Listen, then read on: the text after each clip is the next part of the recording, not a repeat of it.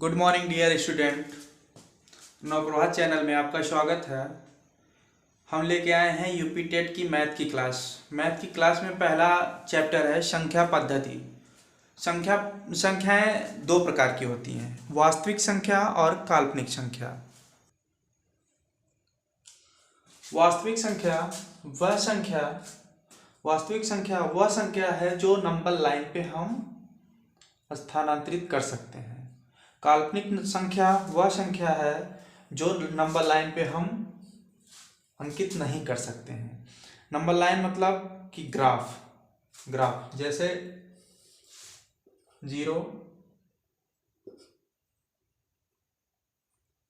0 1 2 3 4 infinite, इधर -1 -2 -3, इधर भी इनफाइनाइट तक। ये हो गई वास्तविक संख्या। अब काल्पनिक संख्या देखते हैं जो हम नंबर लाइन पे नहीं स्थानांतरित कर सकते हैं, जैसे √-16, √-17। ये संख्याएं काल्पनिक संख्याएं हैं। काल्पनिक संख्याएं जैसे -19, इसको आई अर्थात आयोटा से डिसाइड करते हैं।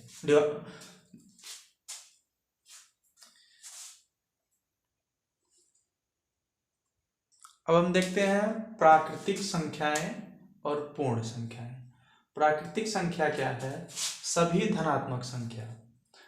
धनात्मक संख्याओं को प्राकृतिक संख्या कहते हैं। 1 2 3 4 5 इनफाइनाइट तक।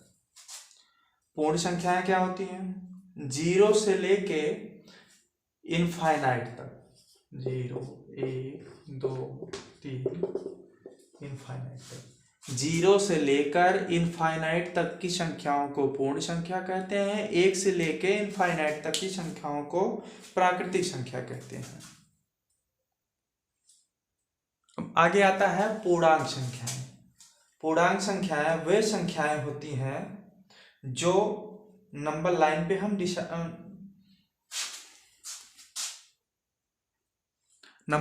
पे हम स्थानांतरित कर सकते हैं, नंबर लाइन पे दर्शा सकते हैं। एक तरह से मान लीजिए कि सभी वास्तविक संख्याएं पूर्ण संख्याएं होती हैं।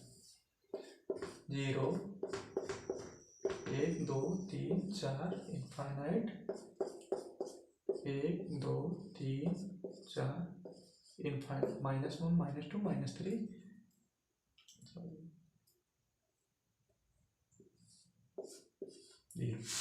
सभी प्राकृतिक संख्याएं पूर्णांक संख्याएं होती हैं।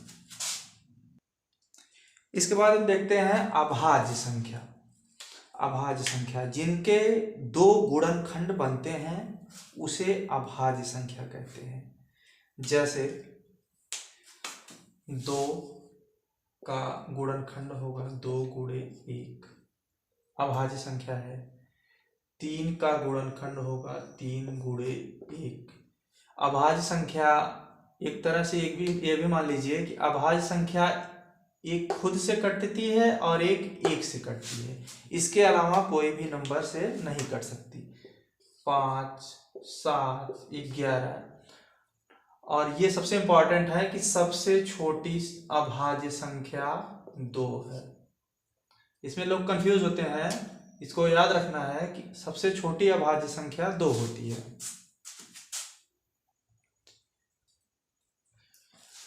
अभाज्य संख्याएं 2 3 5 7 9 11 13 17।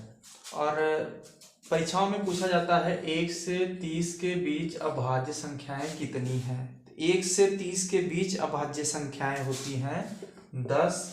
1 से 50 के बीच अभाज्य संख्याओं की संख्या होती है 1 से 50 के बीच अभाज्य संख्याओं की संख्या होती है 15।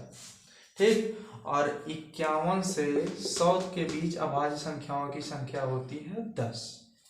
और 1 से 100 तक की अभाज्य संख्याओं का 1 से 100 तक अभाज्य संख्याओं की संख्या होगी 25।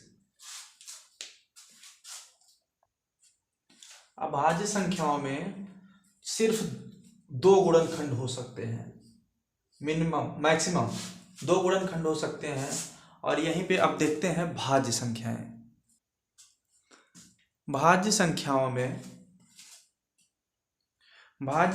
में ये होता है कि कम से कम तीन गुणनखंड होते हैं। जैसे 4 में 2 गुणे 1, 6 में 2 गुणे 3 गुणे 1, और 8 2 गुणे 1 भी कर सकते हैं। कम से कम 3 गुणनखंड होने चाहिए। तो कम से कम 3 गुणनखंड होने चाहिए। और नोट, सबसे छोटी भाज्य संख्या 4 होती है।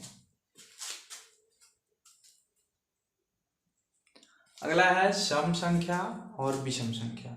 सम संख्याएं वे संख्याएं होती हैं जो 2 से विभाज्य हों। 2 से विभाज्य जैसे 2, 4, 6, 8, 10, इसी प्रकार से जो संख्याएं 2 से विभाज्य हों। और विषम संख्याओं का है कि जो 2 से विभाज्य न हो। जैसे 1, 3, 5, 7, 9, इसी तरह से जो संख्याएं 2 से भाज्य हो वो सम संख्या है। जो संख्याएं 2 से न कट सके या विभाज्य न हो वो विषम संख्याएं होती हैं। आगे परिमेय संख्याएं और अपरिमेय संख्याएं।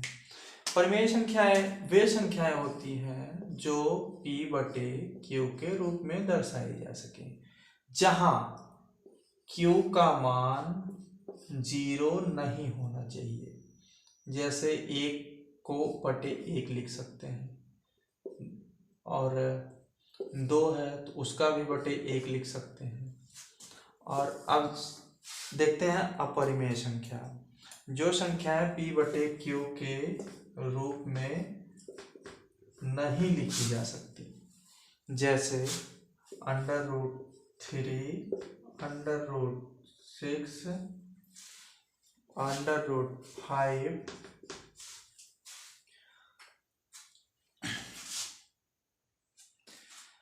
पहला सवाल है कि सबसे छोटी पूर्ण संख्या, अभाज्य संख्या, भाज्य संख्या का योग कितना होगा।